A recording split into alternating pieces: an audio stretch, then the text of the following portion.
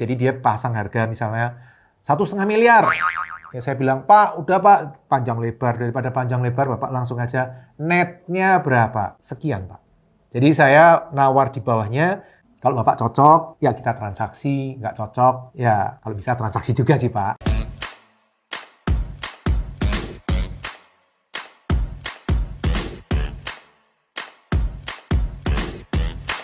Halo teman-teman, kita ketemu lagi. Hari ini kita membahas tentang menawar harga properti. Gimana caranya nawar? Nanti saya akan sharingkan berdasar pengalaman saya berinvestasi properti sejak 2008 hingga hari ini.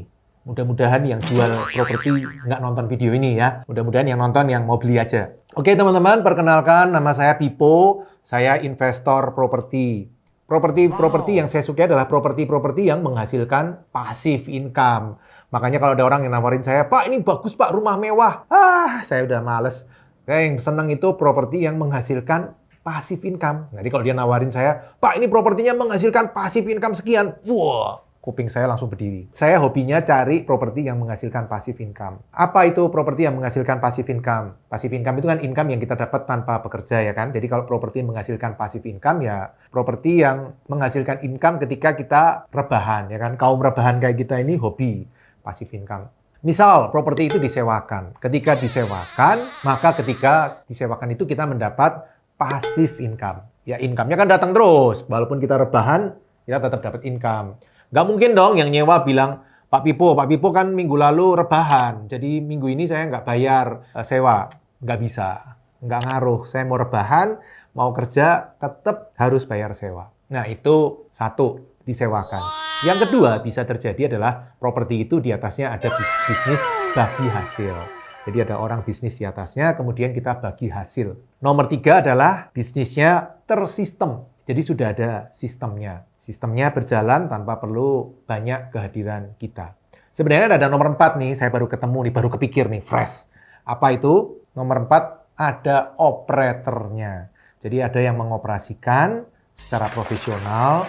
Contoh hotel ultra budget saya atau kos harian, saya pakai operator. Nah, operator ini yang beresin. Tinggal setiap tanggal 11 meeting sama saya, performance bulan lalu berapa, hasilnya berapa, tor ke rekening saya. Nah, nomor 4 ada operatornya. Nomor 3 tersistem, nomor 2 bagi hasil, nomor 1 disewakan. Banyak pilihan. Teman-teman tinggal milih. Oke, sekarang kita bahas tentang step by step menawar harga properti. Tentu teman-teman, ini bukan ilmu pasti. Jadi ini adalah tergantung jam terbang, tergantung pengalaman, tergantung penjualnya juga. Banyak faktor yang perlu menjadi pertimbangan juga. Tapi saya akan sharing, mudah-mudahan ada yang bisa menjadi manfaat untuk teman-teman. Apa itu? Step by step menawar harga properti.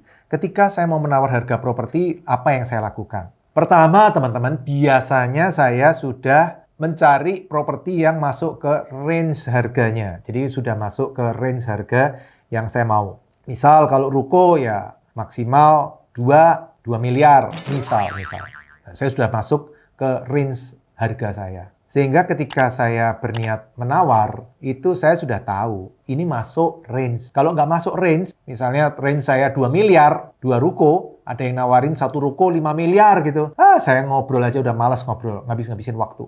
Terlalu jauh. Biasanya teman-teman, nego itu 20% itu gampang. Nego harga properti 20% itu gampang. Di atas 20% itu kerja keras. Tapi kalau 20% atau ke bawah, itu biasanya relatif mudah. Dan lebih mudah nawar ke properti second, teman-teman, secondary. Perorangan itu lebih mudah ditawar daripada developer besar, yang perumahan besar, marketingnya banyak, sudah tersistem, harganya segini Pak, tidak ada diskon. Sudah, itu susah ditawar juga. Kecuali teman-teman kenal sama yang punya, yang lain ya. Tapi secara umum, susah. Itu yang pertama. Langkah pertama biasanya saya cari properti yang sudah masuk range harga saya. Yang kedua, saya biasanya adalah sudah menghitung income dari properti itu. Potensi income-nya berapa? Kalau tanah kosong mau dijadikan minimarket, ya saya sudah tahu kira-kira nanti income minimarketnya berapa. Ini perlu supaya saya tahu maksimal nawar berapa. Supaya income tetap lebih besar dari harga propertinya, angsurannya, jadi income lebih tinggi dari angsuran. Prinsip saya kan nomor 1 itu. Income lebih besar dari angsuran. Yang paling penting pertama itu. Jadi saya harus sudah ngitung income-nya berapa, harganya berapa, berarti harga sekian, income masih lebih besar dari angsuran. Saya biasa sudah ngitung seperti itu, teman-teman. Sebelum saya ketemu dengan penjual. Jadi ketika saya ketemu penjual, sebenarnya saya sudah siap loh, teman-teman. Bukannya saya nggak siap. Saya sudah siap dengan angka-angka. Itu langkah kedua, teman-teman. Pastikan income lebih besar dari angsuran. Nomor 3, langkah yang saya lakukan adalah saya survei daerah situ. Daerah situ pasaran berapa. Yang dijual walaupun tidak persis sama, misalnya beda-beda, tapi saya hitung berarti harga bangunan sekian, harga tanah sekian. Biasa yang gampang dihitung kan harga bangunan. Harga bangunan kurang lebih mirip-mirip lah ya teman-teman. Kalau bangunan lama ya hitung 1 juta per meter atau 0 bahkan kalau rumahnya tua sekali. Kalau rumah baru ya hitung aja, anggap aja 3 juta per meter. Harga tanah bisa kita hitung. Tinggal kita bandingin harga tanahnya. Nah itu langkah ketiga. Biasa saya survei daerah situ, saya sudah tahu pasaran di sini berapa.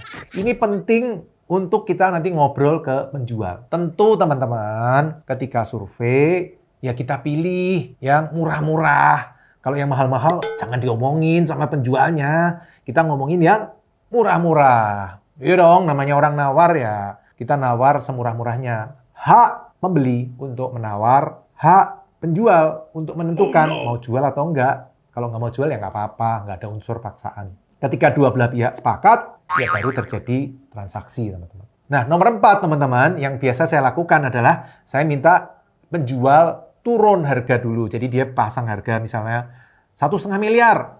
Ya saya bilang, Pak, udah Pak, panjang lebar. Daripada panjang lebar, Bapak langsung aja netnya berapa. Biasanya, teman-teman, penjual selalu punya harga bottom. Biasa orang tuh psikologi penjual selalu kalau dia butuhnya uang 1 miliar, dia akan ngomongnya mau jual 1,2 miliar. Nggak mungkin dia butuh 1 miliar terus dia ngomong 1 miliar juga. Jarang. Ada mungkin tapi nggak banyak. Biasanya dia akan naikin. Ya syukur-syukur pembelinya nggak nawar gitu kan. Syukur-syukur pembelinya sultan gitu nggak nawar. Ya untung 200 juta. Maunya 1 miliar, jualnya 1,2. Biasanya mereka punya buffer. Karena itu tawar bilang netnya berapa Pak.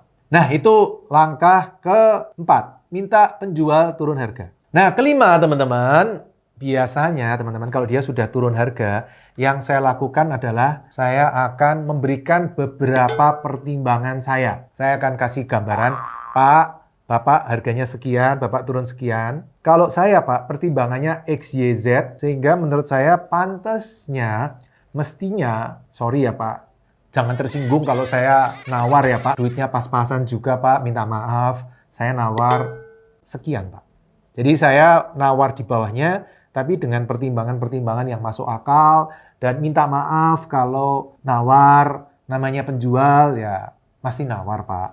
Kalau Bapak cocok ya kita transaksi, nggak cocok ya kalau bisa transaksi juga sih Pak. Enggak lah ya hak dia lah untuk mutusin apakah bisa diterima atau enggak harga yang kita mau. Nah itu adalah langkah kelima. Jadi saya info harga penawaran saya. Biasanya yang saya tawarkan adalah harga tidak mungkin. Memang saya kalau maunya deal di sini, saya biasanya nawarnya di bawahnya lagi.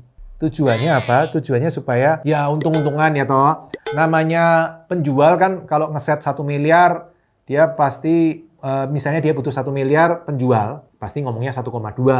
Saya pembeli, misal maunya 800, ya pasti nggak ngomong langsung 800. Ngomongnya 650, 700. Biasanya seperti itu kan. Namanya penjual, pembeli seperti itu. Nah, jadi saya biasa ngeset harga di bawahnya lagi. Saya nawar harga yang tidak mungkin deal. Tujuannya memang bukan untuk deal. Tujuannya adalah untuk menarik turun harga dari penjual tadi. Biasanya kalau penjualnya termotivasi, sangat termotivasi untuk jual, dengan alasan motivasi apapun, belum tentu duit loh ya. Mungkin dia mau pindah atau buru-buru pengen jual atau merasa di situ udah bosen jualan, nggak laku-laku. Nah, dia akan menurunkan harga. Ketika kita pasang harga di bawahnya, dia akan ikut turun. Nah, itu langkah kelima. Langkah keenam, teman-teman, biasanya sebelum deal, dia kan misalnya dia 1,2, saya minta turun 1M. Dia udah turun 1M kan, saya minta turun, dia turun ke 1M. Saya tawar 600, dia turun lagi ke 950 misalnya. Biasanya sebelum saya menaikkan, saya biasa ngomong syarat-syaratnya. Pak, saya mau perjelas dulu nih Pak, pajaknya seperti apa? Siapa yang bayar pajak penjual pembeli ya? Kita bayar sendiri-sendiri ya Pak. Penjual pembeli sendiri-sendiri, kemudian biaya notaris, balik nama, kita bagi dua, diperjelas dulu. Terus saya pakai KPR, yang mana itu akan butuh waktu 45 hari sampai 60 hari. Pak, lama bener Pak KPR-nya. Ya kalau bisa lebih cepat Pak. Marketingnya sih ngomong ke saya 2 minggu Pak, tapi mending saya janji ke Bapak 45 hari. Kalau bisa lebih cepat 2 minggu ya nggak masalah juga. Lebih enak kan ngomong pahit dulu Pak daripada ngomong cuman manis-manis. Jadi lebih baik kita ngomong yang kondisi terjelek dulu. Nah saya biasa nyebutin dulu kondisi-kondisi kalau saya deal. Dengan ngomong kondisi-kondisi seperti ini kita batasin dulu gitu loh ya. Kita kesepakatannya nanti seperti ini loh ya. Jangan nanti di belakang jadi masalah. Ini juga strategi untuk ngulur-ngulur waktu teman-teman. Penjual biasanya kan pengen cepet-cepet deal. Ya kita kelihatan santai-santai, kita ulur-ulur waktu. Mentalnya kuat mana? Ini kan hanya masalah mentalnya kuat siapa. Kalau dia nggak kuat mental, tambah drop lagi. Ini pembeli nggak cepet-cepet nih. Saya pengennya segera tahu angkanya berapa. Tapi tujuannya adalah juga untuk memperjelas. Nanti transaksinya seperti apa nih? Maunya dia gimana, mau saya gimana. Jangan sampai nanti dia ngomong di situ baru ketahuan. Oh, properti saya itu bukan atas nama saya, Pak. Atas nama kakak saya. Waduh, itu berarti butuh effort lebih, teman-teman. Karena kita deal bukan dengan penjualnya langsung, tapi berarti perlu ada pihak lain yang terlibat. Nah, di situ harus diselesaikan. Juga PBB. Jangan-jangan dia, saya sudah nggak pernah, Pak, bayar PBB. Waduh, ini berarti nanti PBB-nya harus siapa yang tanggung jawab nih PBB-nya dari dulu sampai sekarang. Jadi biasa langkah ke-6, saya pastikan syarat-syaratnya apa, kondisinya apa, memastikan. Nah, nomor 7, teman-teman, sebelum saya nawar, biasa saya akan cek dokumen-dokumen tanah tersebut, properti tersebut. Ini langkah ke-7 ya, cek dokumen-dokumennya, walaupun fotokopian, saya cek apakah atas nama dia. Kedua, ini tanahnya SHM atau HGB. Atau malah jangan-jangan HPL. Ya kan? Kalau HPL, lain lagi harganya. Hak penggunaan lahan atau pengelolaan lahan ya, teman-teman yang tahu nanti tulis di komen ya. Nah, langkah nomor 7 adalah saya cek dokumen-dokumen tanah tersebut. Nomor 8, setelah tawar-menawar. Ini paling bagus kalau kondisinya udah cukup lama ya. Sudah cukup lama, terjadi deadlock, bahkan nggak ketemu harganya. Nah, saya biasa mengusulkan, Pak, ini restorannya sudah mau tutup. Pak, ini kafenya sudah mau tutup. Pak, ini kita nggak ketemu-ketemu nih Pak angkanya Pak. Bla bla bla. Intinya sudah lama sekali Pak. Jadi kita ketemu di tengah-tengah aja Pak. Bapak 900, saya 700, ya kita ketemu di tengah. Bapak maju 1 langkah, saya maju 1 langkah, kita ketemu di 800. Biasa saya ini pakai tengah-tengah juga adalah salah satu cara saya untuk nego harga. Teknik tengah-tengah. Namanya tengah-tengah Pak. Itu sering sekali saya pakai untuk bagian dari menawar harga dia turun lagi dari harga yang sudah dia bertahan, kita turunkan lagi sedikit. Sering sih ini masuk karena dia ngelihat juga ya sudahlah ketemu di tengah-tengah supaya transaksinya jadi. Ya kan? Ini teknik ke tengah-tengah ini adalah nomor 8. Nomor 9 selain tengah-tengah adalah kalau Bapak setuju, besok saya kasih tanda jadi. Wow. Jadi kalau serius, besok saya kasih tanda jadi. Biasa orang ngelihat kita serius juga akan berpikir, oh orang ini serius nih daripada saya ketemu pembeli yang guyon-guyon terus cuma nawar-nawar nggak serius. Ini orangnya mau serius. Mau deal harga, besok saya transfer. Lebih hebat lagi kalau teman-teman udah ngecek semua terus ngomong, besok saya lunasin. Wah itu secara mental penjual drop langsung. Karena, berarti besok sudah selesai nih. Itu ilmu tertinggi dunia persilatan teman-teman kalau bisa seperti itu. Tentu itu sangat berbahaya karena teman-teman saran saya sih harus memastikan dulu notaris sudah oke, semuanya sudah oke, penggunaan lahan sudah oke, planningnya sudah oke, baru teman-teman tawar seperti itu. Besok saya bayar cash. Oke, nomor 9, dealkan harga ya kan, dengan kesepakatan. Baru nomor 10 teman-teman transfer tanda jadi. Nah teman-teman mudah-mudahan teman-teman punya inspirasi ketika menawar harga dari materi hari ini. Menurut teman-teman apa yang menjadi insight bagi teman-teman supaya nggak lupa, supaya nyantol, teman-teman tulis di komen apa yang jadi insight bagi teman-teman supaya materi ini bermanfaat untuk investasi properti teman-teman semua. Oke, semoga sukses saat menawar properti, selamat berinvestasi, semoga sehat, salam hangat untuk keluarga, dan salam passive income properti. Terima kasih telah mengikuti video hingga selesai. Untuk yang belum subscribe, ayo subscribe channel Pipo Hargianto dan klik lonceng notifikasi untuk mengikuti video-video selanjutnya. Teman-teman juga bisa mengikuti seminar-seminar gratis yang saya bagikan. Silakan daftar melalui nomor berikut.